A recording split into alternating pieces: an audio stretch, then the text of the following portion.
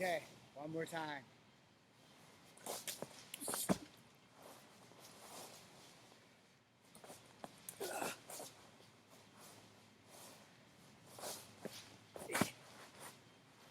Alright, so obviously I still got it. But there's no accurate way of training out in the wilderness. So we're going to make this a really short and quick video.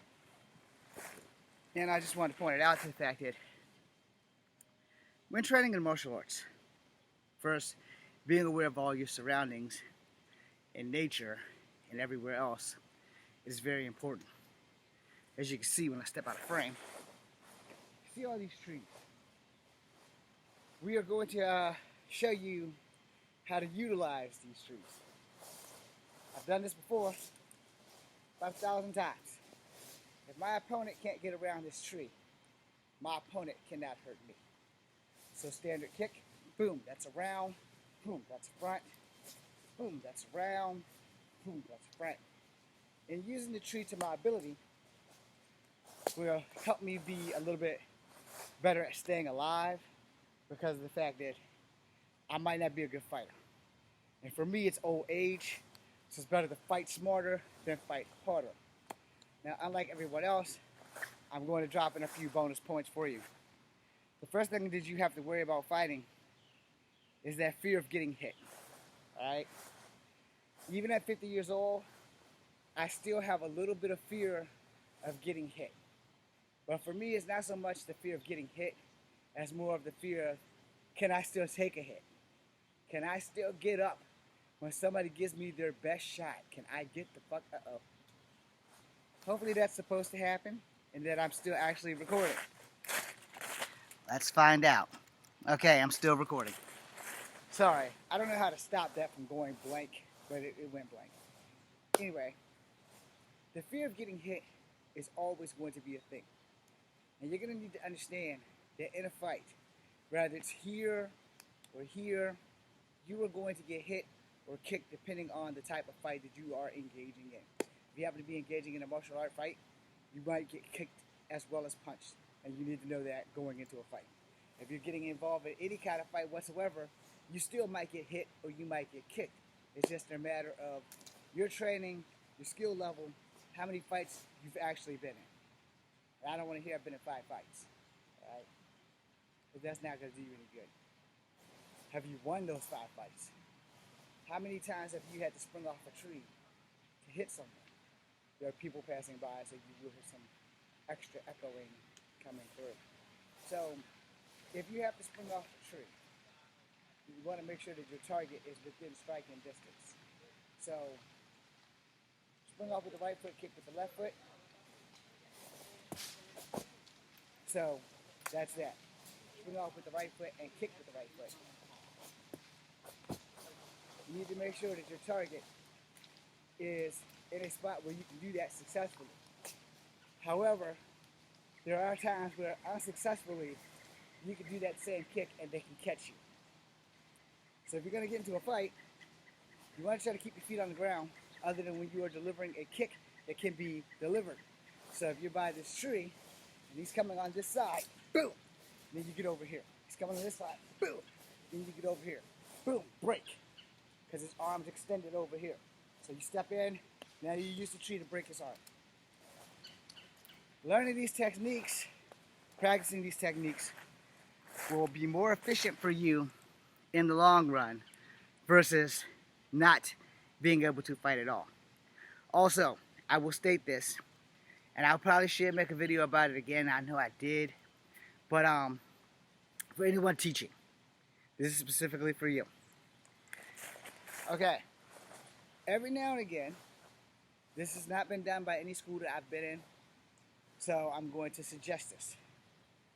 If you guys are training on a Saturday, I can't say Friday because you know most people work 5 days a week. So on a Saturday, schedule a field trip for all your students to come train in a place just like this. And have them train in clothes like this. Not in their gi, in their regular clothes. It is very important for you to train in both your gi as well as regular clothes. For those who don't know what a gi is, it's your martial art uniform. But it pays to know how to fight in both.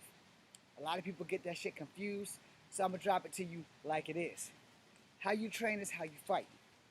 What you train in is very important. These are regular ass shoes. They're tennis shoes, but they're slide-ons. These are khaki pants, well, cargo pants, because I don't really wear khakis. This is a t-shirt. Alright? Understand that fighting in the dojo and fighting in the streets and fighting in the sporting arena are three different elements. Alright? Fighting in the street is the most dangerous because anything goes in the streets. Fighting in a dojo, if it's a tournament, you have rules. Fighting in a fighting environment where it is sanctioned by law and people are paying to see you kick somebody in the ass or whatever, those are also followed by rules. When you're fighting out here, there's only one rule. And that rule is survival of the fittest. Alright? And you'll need to understand how that works. Because if you don't understand how that works, you're going to be in for an ass whooping that you don't need. Again, utilizing everything around you to fight with. There are different sizes to trees. This tree was one of the ones I usually use when I do tree training. You don't want to train one of these in front of you. This isn't much different, as you can see. This one here, I might need to turn you some more. This one here is just a little bit thinner than that one there. Now, let's live in reality.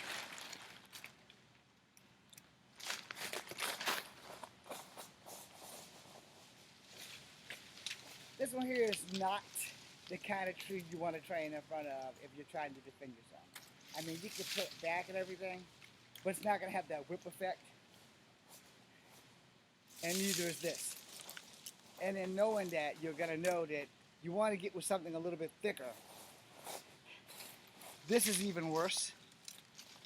Because it's not like the movies where you can pull that shit back and let it fly and smack somebody in the face. It's going to be powerful enough to knock them down.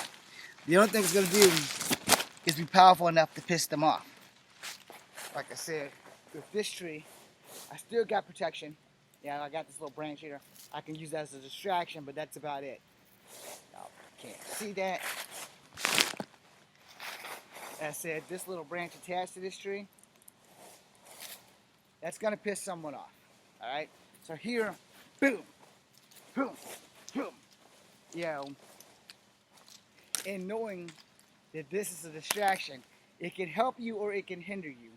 Because for every action, there's an equal opposite reaction. I'm too far away from this tree now. So if someone stepped between the tree and me, now I have to work. So I don't want to be more than one step away from the tree. One step. One left, one right, one back. That's it. I don't have to worry about going forward because the tree is the ultimate bodyguard. So he comes to the left, which is his left, my right. Boom. And I'm still in between this tree. He comes to the right, my left. Boom. I can still be between this tree. And this technique is for people who are not very skilled at fighting. He's not going to try and punch to this tree. If he does try to punch to this tree, he's on drugs or steroids. It's more than likely he's not going to punch through this tree without breaking his hand. If he breaks his hand, that's one wheel down for him. Now you just got to break the other two. You got to break his other hand and his legs. Once you can do that, the fight is yours. Endurance is very important. Cardio is very important. So understanding your environment, understanding how to fight in an environment like this is very beneficial. Where fighting, just training in the dojo, it gets you to feel the 4 rooms, or 4 walls, you know. And truth be told, in the dojo, after those 4 walls are done, unless you get like knocked through the office door or the locker room door, you really have nowhere to go, depending on how big your dojo is. Out here, you got places you can go. You got instruments that you can use. So I'm going to turn the camera to this little broken up log and stuff over here. more than that.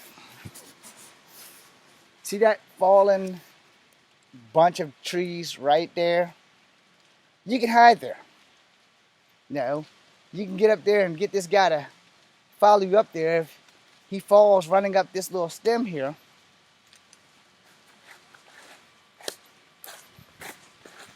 if he follows you up here, up this little whole thing there, you can get to him. When y'all get to that part where it's two different trees on the bottom, you can jump off.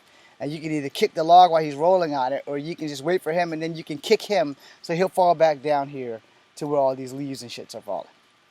The point being made is, learn to utilize your environment. Learn how to fight everywhere. Or learn how to die everywhere. I'm Echo Fan Grey Wolf. This is Kung Fu Africa number 2. Be seeing.